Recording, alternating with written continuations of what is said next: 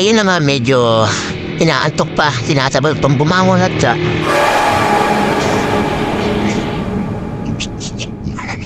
ay naku, alam niyo, pinanyarbis naman ako.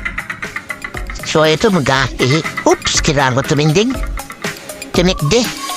Medyo kapos ako sa lababo.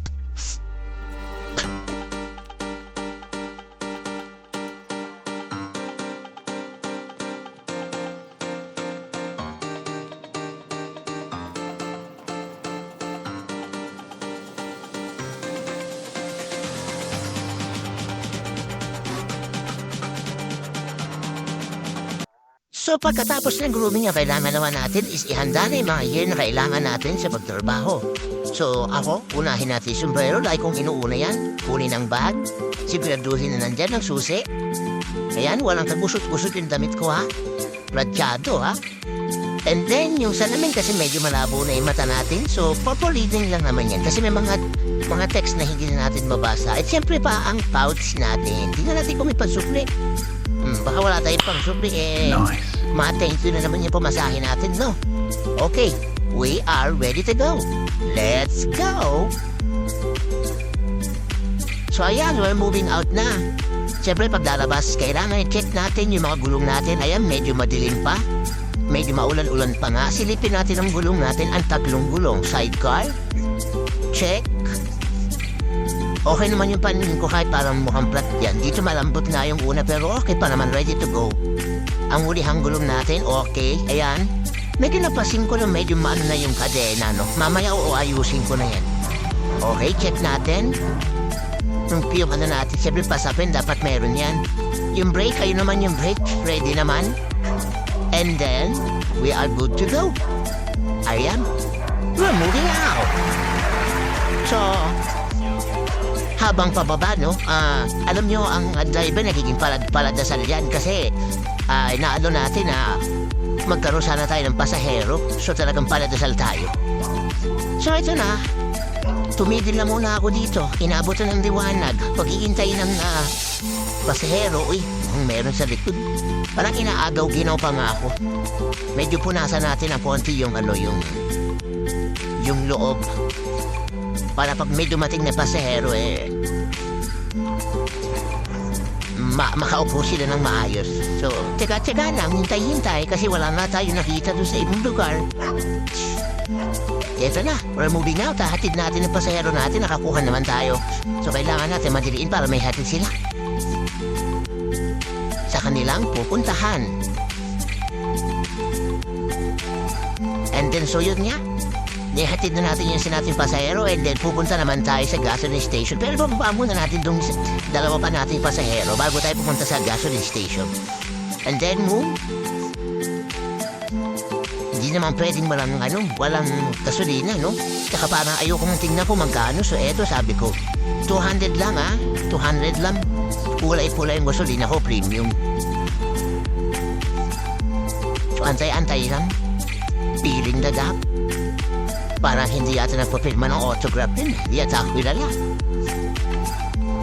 And then so after that, punta naman tayo na palengke. Division na natin, kailangan mahabulan natin. Makaabot tayo ng atay ng baboy. Ayan.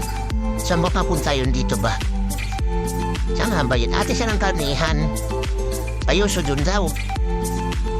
Nakakuha na natin yan. Wow! Napaka-fresh ng mga gulay. Nasa labas pa yung mga paninda nila. Di pa nila naiaayos. Manong, tabi po. Hanapin ko po yung karnihan. Oo, ayun, parang natatanaw ko na. Tapos, ayun, habang papalapit ako sa karnihan. Stop it. Aba, Get some help. umarang. Napakabait tayo. Makapaluin tayo ng payong Ayun, nakita ko na. Atay ng baboy, kuya. Atay ng baboy nga po. 1/4 lang. Dalagi ko. Atay po ng baboy. 1/4 lang. Ako na mag-chachap. Magkano po yan, kuya? Baboy po, atay ng baboy. Yan po nasa taas. Ayan, thank you, kuya. 1/4 lang, pasensya na. Hindi, nakabili na tayo. So, kailangan natin humanap ng gulay. So, ang ilalagay ko dyan sitaw. Sitaw ang ilalagay.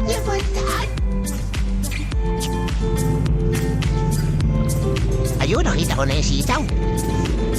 May sumigaw ah. Ate, pabili nga po ako ng sitaw. Magkano po ba ang tali? Hindi po tali lang ha, sitaw. Ayun, tinadampot ko yung fresh, hindi pa naayos, pero pagpipilitan niya sa akin tong isa. So dahil medyo kahapon pa yata to, kukuliputin natin, babaratin natin si ate. Pero yung 10 pesos na lang daw yung marami, hindi ba niya bibitawan? Pero parang kulang pa. Kailan ko pa dagdanan, hanap pa na maganda-ganda. Itong isa, hindi. Ito na lang isa. Yan. Ito pala. Tapos, parang gusto ko ng okra. Ate, asin ang okra mo? Okra. Ayun. Medyo hindi na ito maganda, pero mura pa siya. Malambot pa yan. Balat lang yung pangit. So, eto na nga, nandito na siya sa mesa. At kailangan natin ngayon ay gayati ang mga gulay. Bago natin lutuin, siyempre lang ilagay natin yan ng buo, ano? So, eto na. Gayat na yung atay ng baboy, pati yung sitaw, tapos sasalalin na yung okra, hindi nyo makita, sibuyas, and so, siyempre, yung bawang. Okay, so ngayon, nakalagay na yung so gagawa natin ng paraan dahil walang maghahawak ng camera, so kanya-kanyang way lang. At mainit yung kawali tsaka yung mantika, kaya maglagay tayo ng pamintang pino para wala tayong makahagat na paminta kung tatakot tayo masyado na maanghang o mapasangat sa ngipin natin yung paminta na yan. So isunod ilalagay natin ang bawang. Medyo halo-halo ng konting gisa-gisa. Siyempre sunod na agad natin ang sibuyas dahil baka masunog naman yung bawang. Kasi pwede namang sabayan, di ko lang mahawakan ng maayos. And then, pagkatapos natin imekos-mekos na konti, ilagay na agad natin yung atay. Kasi mainit na yung kawali at saka yung baka masunog naman itong atay. Kasi nasa, medyo malakas-lakas yung apoy na ginamit ko dyan dahil medyo nagmamadali na ako. Kasi, babalik ulit tayo sa pagtatrabaho. Kasi kailangan kasi makapagluto muna tayo para pagbalik natin mamaya. Tsaka para bangon ng ating mga kapamilya, makakakain na sila. Hindi sila magluluto kasi may sinain naman na dun, okay na yan. So, mekos-mekos lang. Ayan. Yan lang guys, ang ginagawa ng mga tricycle driver. Pinagluluto talaga natin ang ating mga misis. Para mabawas-bawasan naman ang kanilang gawain dito sa bahay. Kasi may time pa naman tayo para gawin yan. Ayan, lagyan ng toyo para lumasa ka agad papunta sa atay. Yes, absolutely. Imekos-mekos natin yan hanggang sa mag-iba yung kulay ng atay kasi mamula-mula siya. So parang magiging brown. Ayan, di ba? Umaano yung mantika. Para ko siyang pinarito pero huwag siya masyadong tustahin para huwag siyang gawing crispy. Para mas masarap siya muyain. Tsaka mas the best na hindi siya masyadong super duper cook. Iyan, inilagay na ang mga gulay. Mekos-mekos yan.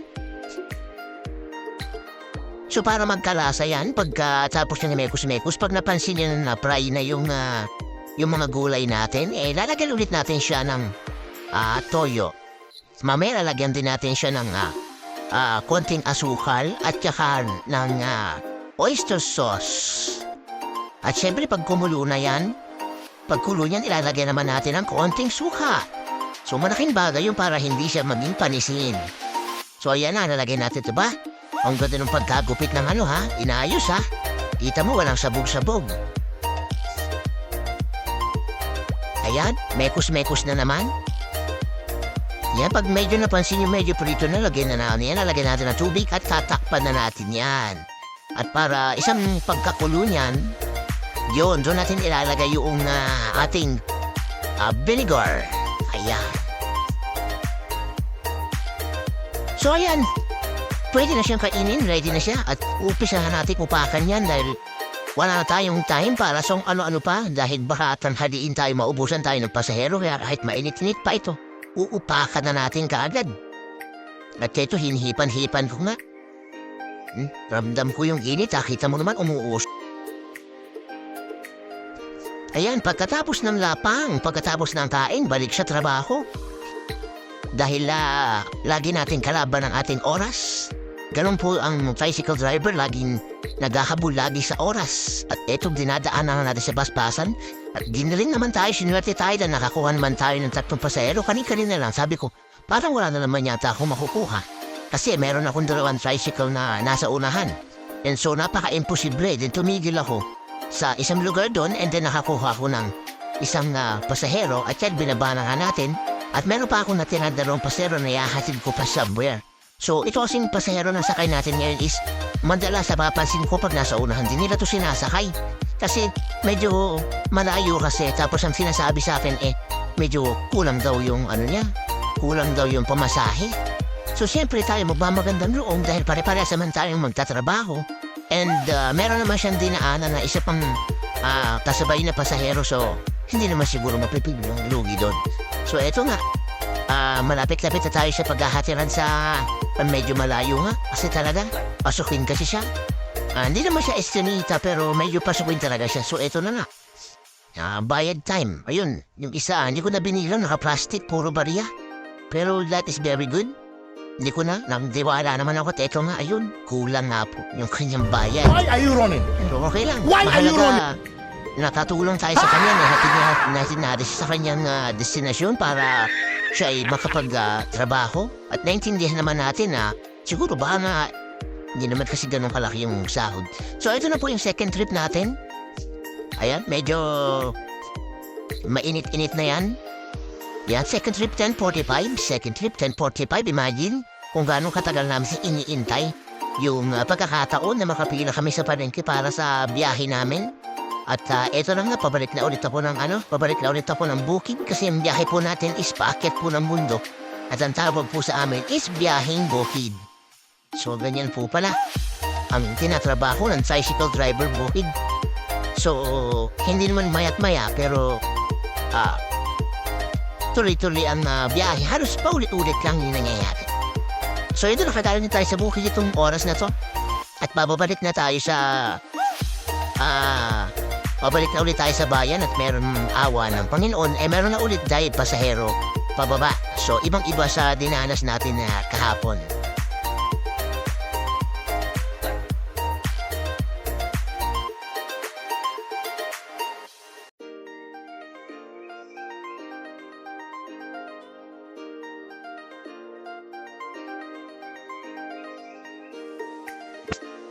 So yun, after nga na may hatid natin yung pasahero, pabalik na naman ako at wala akong pasahero.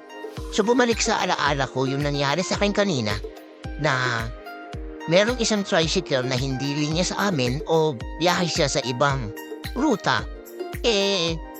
Nag-overtake sa akin pagkatapos kong kumuha ng isang pasahero.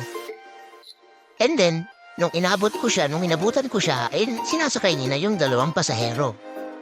Actually, nabidyohan ko naman siya na dahil yun ang sabi sa amin, bidyohan na lang dahil di naman namin pwedeng hulihin at saka wala namang traffic enforcer sa lugar namin kasi bukid nga kami. Ang sa akin lang, nakakasama ng loob kasi alam naman nila na bawal ang pumick up sa hindi mo ruta. Katulad namin, hindi naman kami pumipick up sa bayan kasi hindi naman kami biyaheng bayan. Kami ay biyaheng bukid. So, yun nga, sinakay nga niya, sinubukan ko siyang habulin para makuna ng video. Ang ginawa ba naman nagpakatuling-tuling naman siya, hindi ko naman abutin dahil hindi naman ako ganun kabilis magpatakbo sa hanggang sa pinabayaan ko na lang siya. So yun ay isang masaklap na nangyayari dahil dito sa amin, sa binabiyayihan namin itong bukid, meron din minsan mga dumadaan ng jeep na dumidiretso naman sa bayan ng San Pablo. Na kapag nadaanan nila yung pasahero at wala kami, isinasakay din naman nila kaya pagdating namin, wala na kaming isasakay. So ganun kadupit yung nangyayari at ngayon naaalala ko siya. At talagang medyo masama yung loob ko sa ginawa ng isang tricycle driver na yun na kinuha niya yung pasahero na dapat sa akin. Umaasa pa naman ako sana na mikita ko ng maayos sa pababa dahil parang may pambili naman ako ng bigas kasi meron akong pambili ng ulam. So sana naman, hindi naman ganun sila maging kadaya. Sana naman maging patas sila o maging maayos ang pagbiyahe. Kapag bawal, dapat bawal. At eto na nga, hapon na naman at eto kami nakatambay sa Pag-asa kung ano ang susunod na biyahe namin, kung anong oras at kung makakabalik pa ba kami, kung kikita pa kami ng malaki dahil na oras ang kalaban. Pag ganitong natitengga kami ng more than 1 to 2 hour, talagang medyo nakakadismaya. Pero as you see, tinan mo, nagkukwentuhan sila, may mga nakangiti pa. Talagang naitatago pa rin nila kung gaano kalungkot at iniisip talaga nila na talaga namang kulang sa budget yung kanilang kinita. Pero bilib pa rin ako sa kanila kasi ayan, nakukuha pa rin nila magbiruan, magkwentuhan. At yung dalawang may nagsosaluhan na ng kwentuhan. Kaya pala ka ni Mamukat yan, may hindi sila magkakaroon na ng ipit sa damit. At ito naman siyang kaibigan natin, eto, tinecheck niya yung tricycle niya para sa susunod na pasada, para lang malibang. At, uy, teka, may namataan ako. Mukhang meron na namang magugutom na mga daddy. At eto pala ang mga mamsi, nagsisipagsayaw dito. Joke lang. So, syempre, ang mga mamsi natin, so pagkatapos, most of the mamsi kasi dito, mga nagtatrabaho yan. And after na ganun, trabaho nila is ayan, asyusin, nagsasayaw sila. Yan, nagpapakondisyon niya, mga mami na yan. Oh my Kung may laban yata sila, kaya condition time.